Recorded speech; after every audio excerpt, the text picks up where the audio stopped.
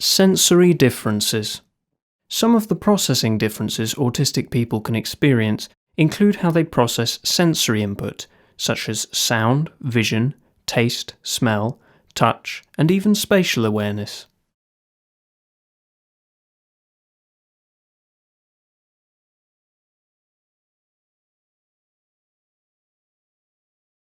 I don't like noisy environments, or if there's like too much going on.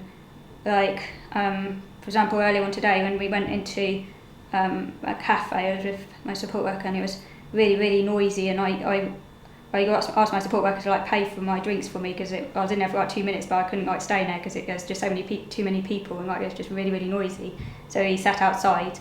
But yeah, I don't like really noisy or busy environments because it just kind of does my head in, really.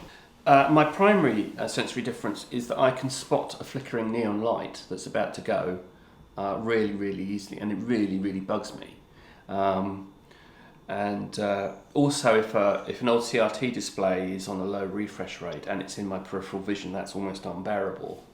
I can't cope with a mixture of senses which are all too much together. So, for example, there's a shop in a local shopping centre to me, which is a shoe shop, and they have very, very bright halogen lights and quite loud, raucous music, and a lot of people moving around, and too much choice. And so those four things together are impossible for me to tolerate, and I actually didn't stay in that shop very long.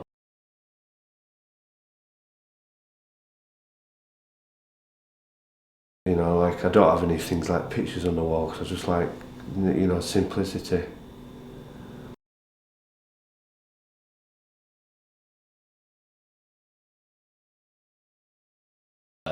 I do have a limited interest in like what foods I eat. I mean, I'm picky on food based on texture, and mainly I don't like mushy food like cooked vegetables.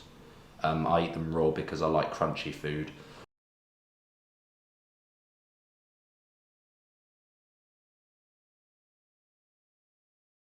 One of the problems I've got with noise is that when I hear unexpected noises, I see patterns, which don't last very long, but they're there.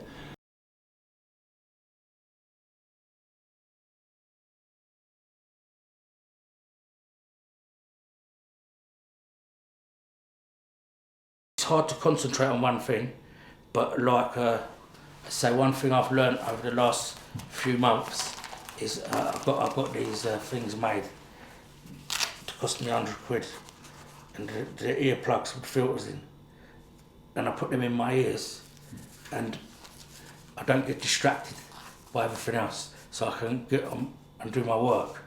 And if there's a fire alarm, I hear it, or if someone's got a big issue, but that, like, I can hear the clock ticking, or the fridge, and then all other things, what they're talking about over there, and it can become really overwhelming. Using this putty, for example, I can't remember when someone suggested that I try it, but for me, the main thing I remember about using it for the first time is I went to a church sermon, and I know that church sermons can be boring.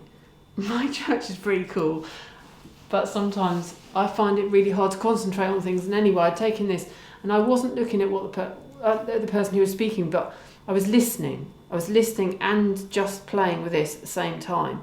And after the sermon, I could remember everything he'd said. But not only that, it actually made sense in my head. And I didn't realise how many times I listened to things or people, and I think I've understood. Because how do you know if you don't actually understand, especially if a concept is abstract and not like someone's not saying with a big red cross, you got that wrong. And it's like, oh, okay, I didn't get that. But otherwise, it's very difficult to know if you get it. But when I use something like this, there's something different in my head. And it's... So I guess that's why kids with autism like using sort of like fiddle toys and stuff like that, and well, it's no different from an adult. I think actually what happens is it stops your brain going here. You're not looking at the light, you're not thinking about this, you're not doing everything. Suddenly there's one thing to focus on, and that allows you to then channel so my hearing. So if I wanted to listen to somebody, I can do that because I'm almost shutting off the rest of my brain, or getting it to do something. It's like giving a child something to do while they're waiting or something like that. It's like the rest of my brain has to wait while I listen, so it's given something to do. It's a bit, and I know that that's a sensory need, I guess.